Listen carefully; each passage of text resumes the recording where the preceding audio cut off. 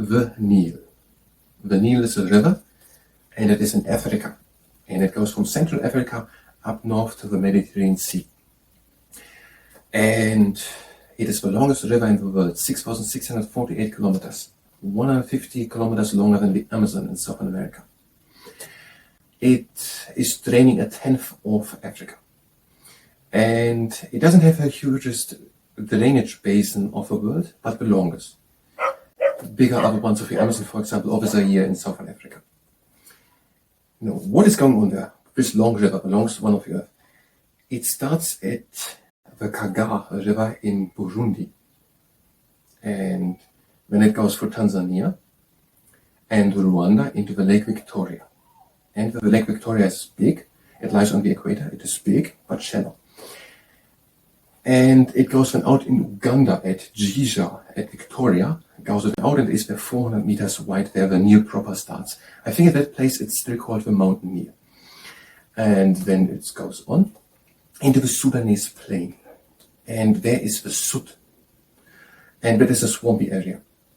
And then it's also sort of many meanders and grasses and reed also then floating on the surface and blocking the river in some places.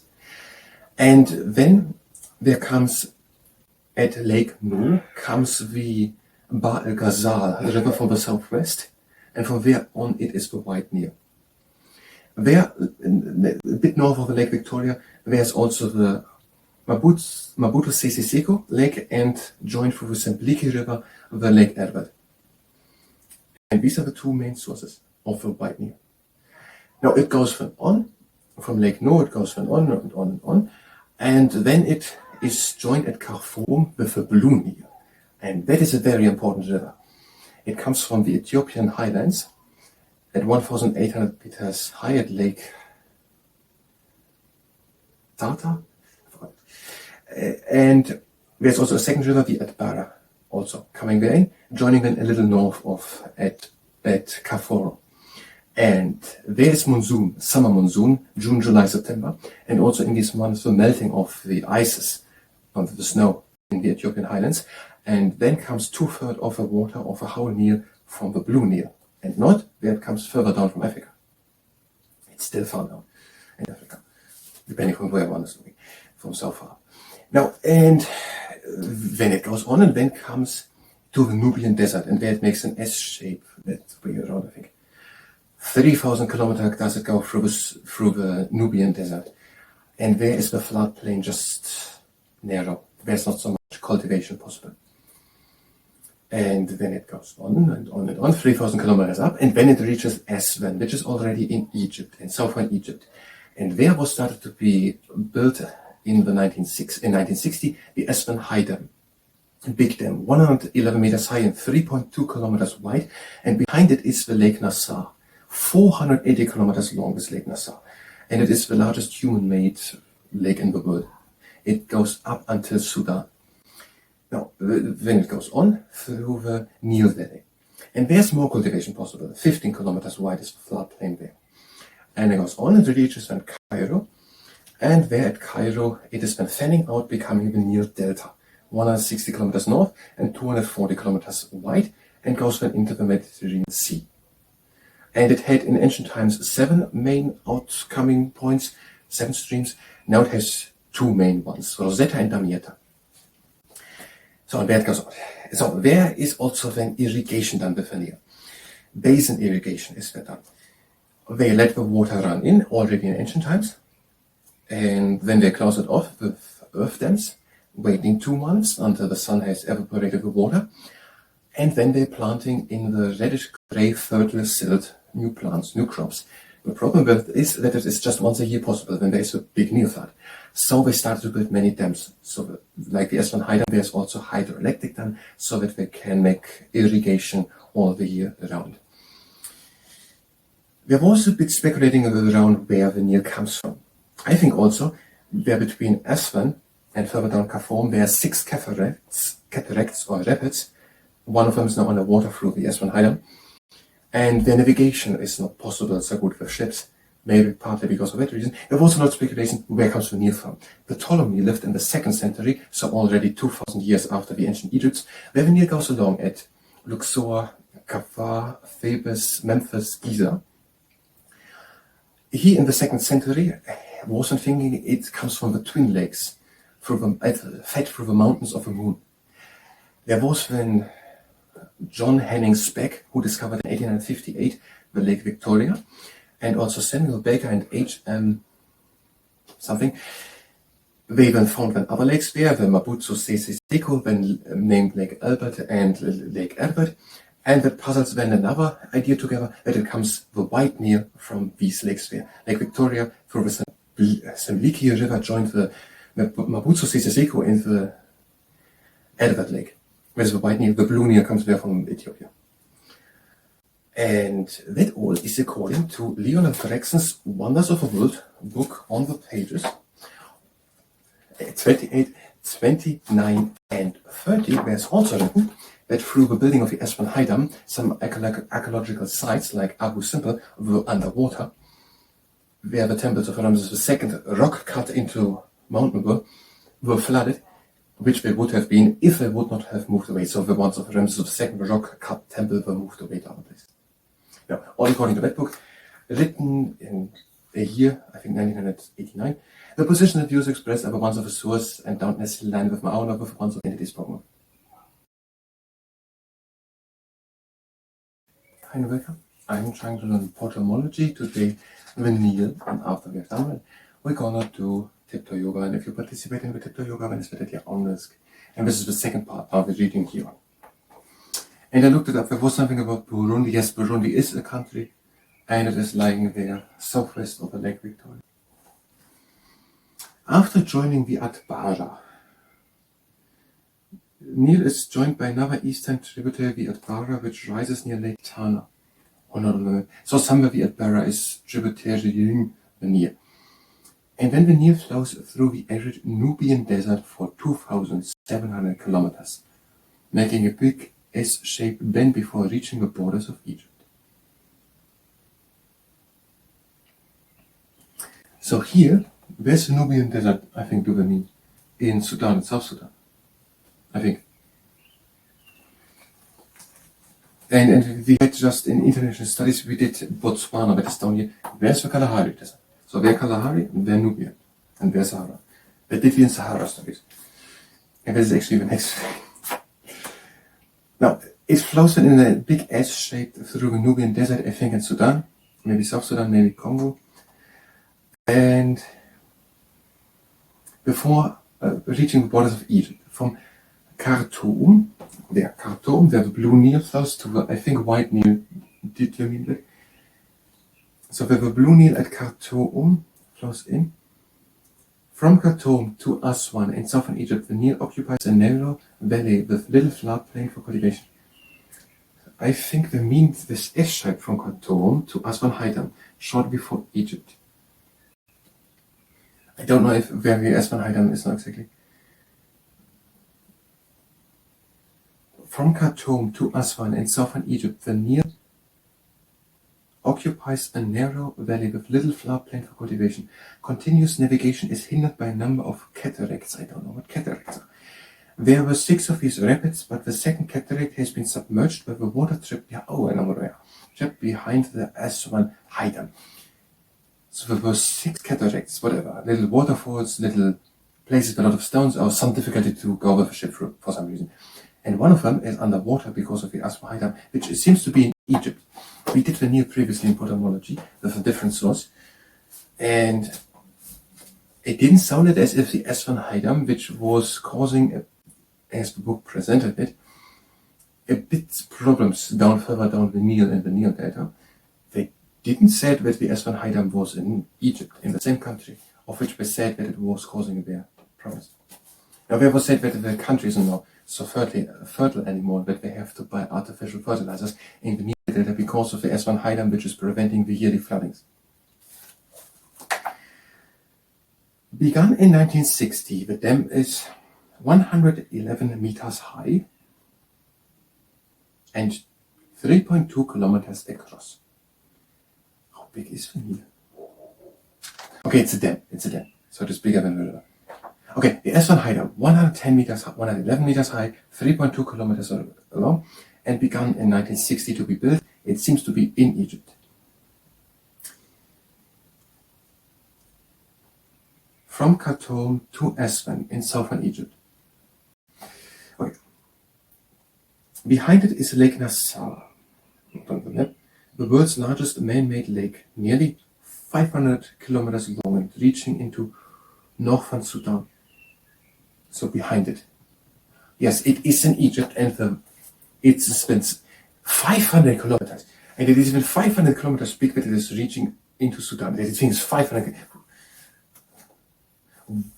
Who needs 500 kilometers a lake for an Aswan, for hydroelectric?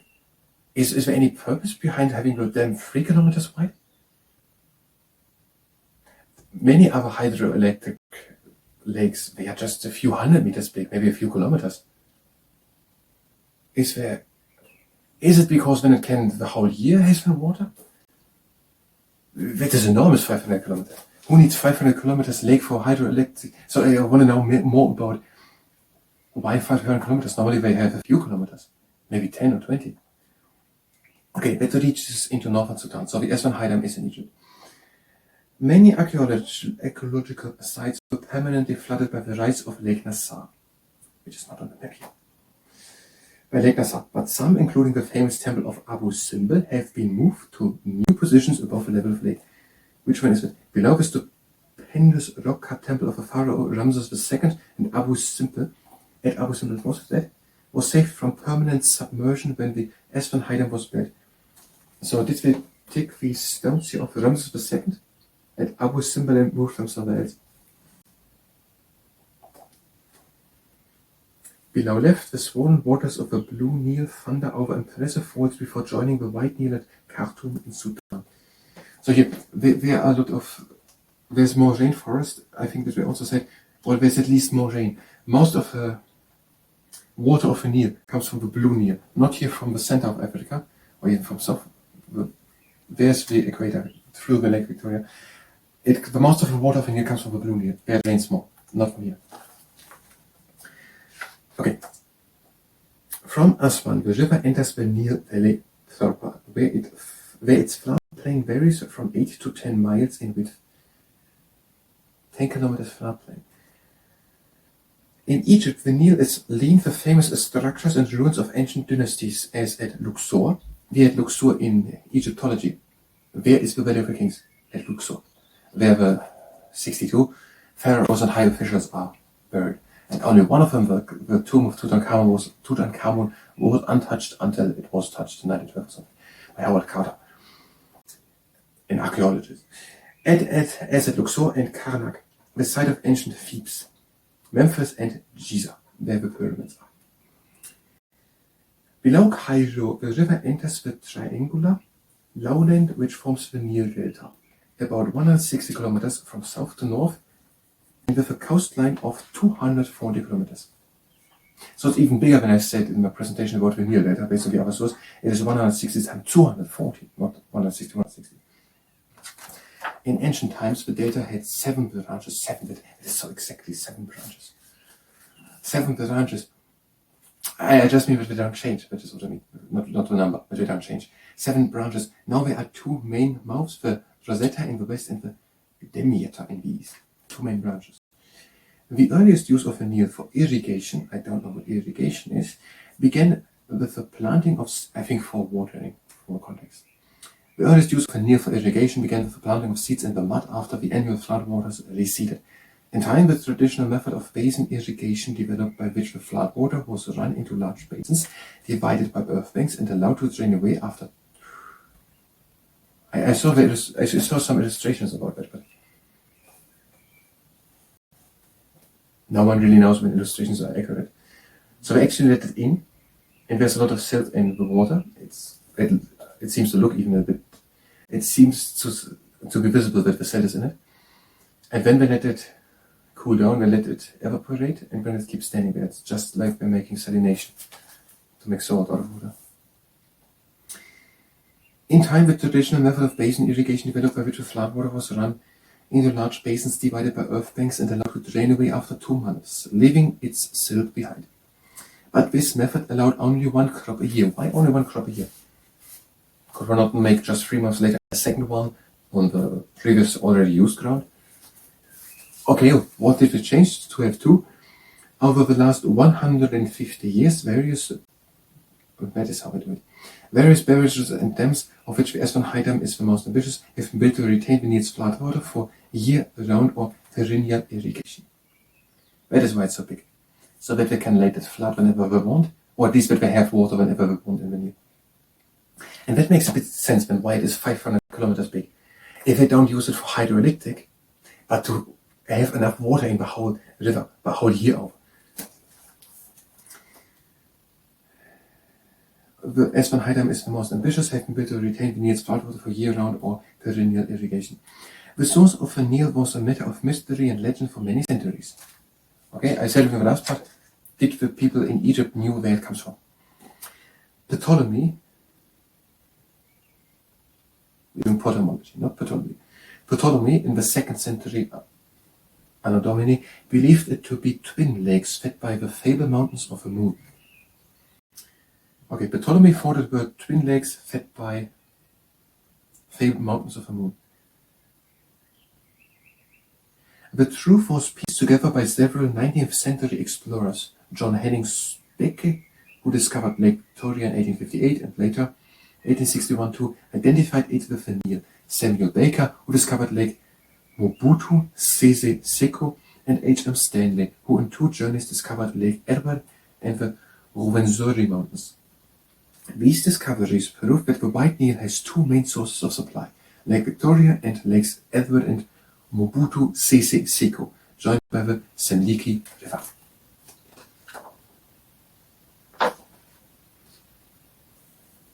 Where's the Mobutu Sese Seko?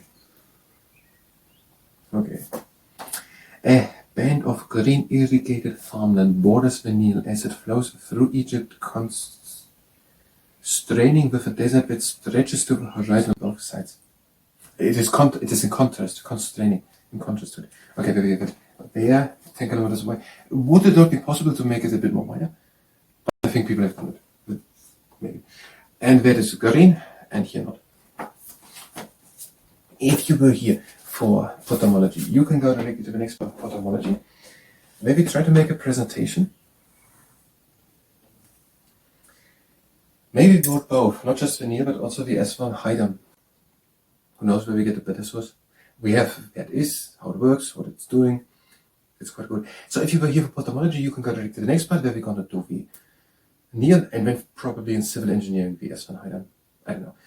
If you stay here and participate in the tip yoga, then it's have your feet standing together, reach and arms up, come up on straight. Out and down. In and up.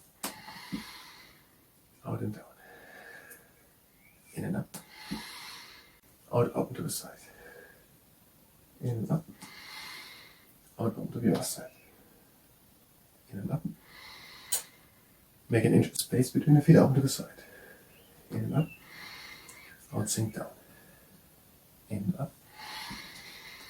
Out, open to the other side. In and up. Out and down. In and up. Out, lean onto the knees. Breathe again. You can go with the heels down. Out, make a hill with the back. In middle. Out the belly. In middle. Out the belly. In middle.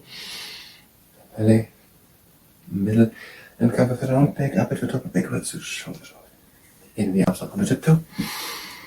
Out, sink down. This can go onto the knees. In and up. And another time. Out and down. In and up. Hands down, heels down. The feet apart. One points in front, the other one to the side. In the arms. Out, bend the front leg. Come with the front leg on the tiptoe. In, reach in front. Out, lean back. In, straighten the front leg. Out, lean back. Here. Other side. Breathe in. Out, bend the front leg. Come up onto tiptoe. In, reach in front. Out, lean back. In, straighten the front leg. Out, bend the front leg. Here we go. And have the toes pointing to the outside. In the arms up onto tiptoe. Out, sink down. In, pretend to push something heavy upwards. Out and down. In and up. Out and down one more time. In and up. Hands down, heels down. Have feet send together. In the arms up. Out and down. Bend the right leg, stretch left one. Change. And middle down. Out with the feet to the side. Relief again in. And out over to one leg. Relief again in. Out over to the other leg. Again in. Out middle. And close the feet again. Relief again in. And out. Again in. And out comes slowly the first arm back up at the top of backwards. Shoulder. In the arms up. Bring the hands to touch and down towards it. That was the tiptoe yoga. I thank you very much and until next time.